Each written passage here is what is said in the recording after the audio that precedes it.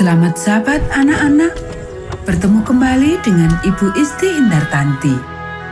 Pelajaran sekolah sahabat kita berjudul Kesanggupan Menjadi Racun. Ayat hafalan Pengkhotbah pasal 4 ayat 9 dan 10. Berdua lebih baik daripada seorang diri, karena mereka menerima upah yang baik dalam jerih payah mereka. Karena kalau mereka jatuh, yang seorang mengangkat temannya.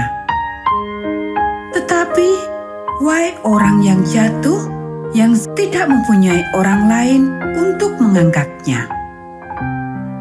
Poin penting pelajaran kita dapat menyelesaikan sesuatu dengan bekerja sama daripada saling bertengkar satu sama lain.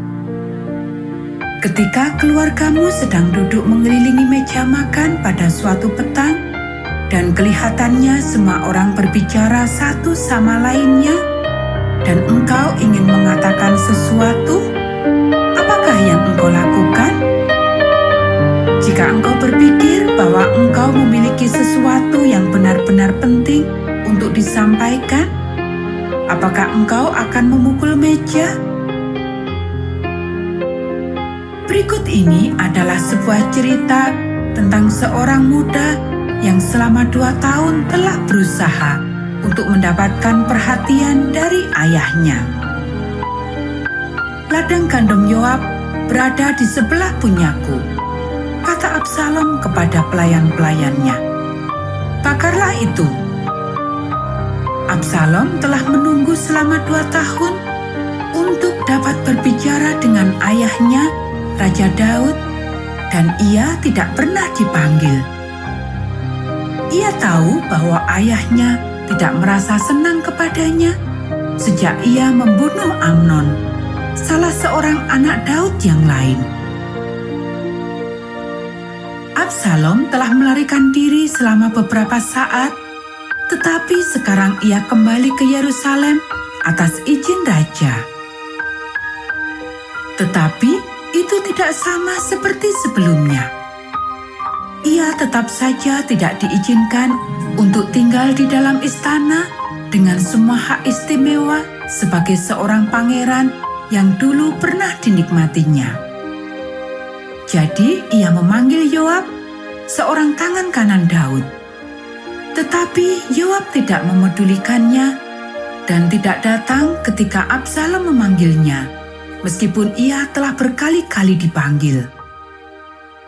Pada akhirnya, Absalom memutuskan untuk melakukan sebuah tindakan kekerasan yang membakar ladang gandum Yoab dengan tujuan untuk mendapatkan perhatiannya. Ia mendapatkannya. Yoab datang berlari kepada Absalom. "Aku sakit dan lelah bila tinggal di Yerusalem, di mana setiap orang menolak aku. Tanpa pernah aku melihat raja. Lebih baik aku tinggal saja di Gesur," keluh Absalom. Ia telah biasa melakukan caranya sendiri.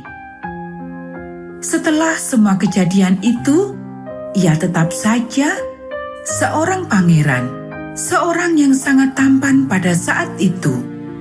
Tidak ada satupun bagian tubuhnya yang cacat, di mana ia memiliki tubuh yang sempurna. Mulai dari kakinya yang kukuh sampai ke rambutnya yang tebal dan mengkilap. Setiap tahun ia mencukur rambutnya. Bukan karena ia tidak menyukai rambut yang panjang, tetapi karena itu akan membebani kepalanya karena terlalu berat. Pada akhirnya, Absalom diperbolehkan untuk menghadap raja. Ia membungkuk di depan ayahnya dengan penuh penghormatan. Dan ayahnya menunjukkan penerimaannya dengan mencium Absalom.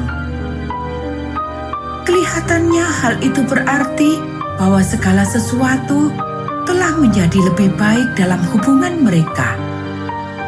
Tetapi tetap saja ada beberapa masalah yang besar.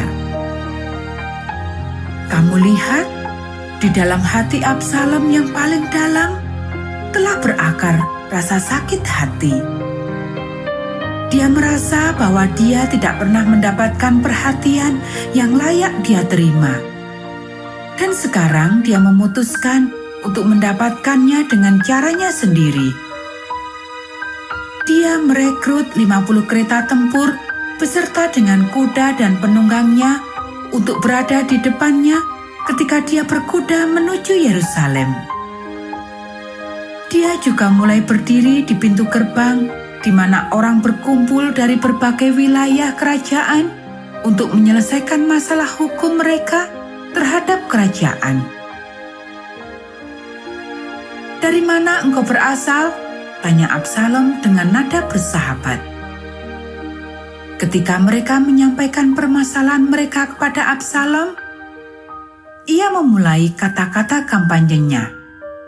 "Baiklah, masalah Anda itu sangatlah penting dan Anda memerlukan pertolongan, tetapi sayangnya hal itu tidak akan mendapat perhatian raja," kata Absalom. "Oh, aku sangat ingin menyelesaikan masalah-masalah ini. Aku ingin meyakinkan semua orang bahwa semua masalah akan ditangani dengan baik dan jujur." Dengan perkataannya itu, ia kemudian mencium mereka dengan penuh kasih sayang. Sebuah kebiasaan yang dilakukan oleh orang-orang pada saat itu. Ia benar-benar mengetahui bagaimana membuat orang beralih ke pihaknya. Dengan segera banyak orang yang bersedia untuk mengikutinya daripada mengikuti Daud. Dengan berpura-pura untuk pergi mempersembahkan korban, Absalom mengirimkan mata-mata ke seluruh negeri itu dan mengatakan, "Ketika engkau mendengar bunyi trompet, berserulah, 'Absalom sudah menjadi raja di Hebron.'" Akar kebencian yang berada di hati Absalom sekarang telah berkembang dengan sepenuhnya. Kata-kata pemberontakan Absalom dengan segera sampai ke Yerusalem, yang dengan cepat disampaikan oleh para pelayan Daud. "Bangsa Israel telah berbalik untuk melawanmu dengan Absalom sebagai pemimpin mereka," seru salah seorang pembawa pesan kepada Raja Daud ketika ia masuk ke dalam istana. Daud mengetahui bahwa saatnya telah tiba untuk melarikan diri. Lebih dari 600 orang yang bersama-sama dengan Daud meninggalkan Yerusalem pada hari itu dan meninggalkan segala kepunyaan mereka. Beberapa dari mereka adalah orang-orang yang setia kepada Daud, seperti Itai, seorang dari bangsa itu, dan suku Lewi yang membawa tabut perjanjian.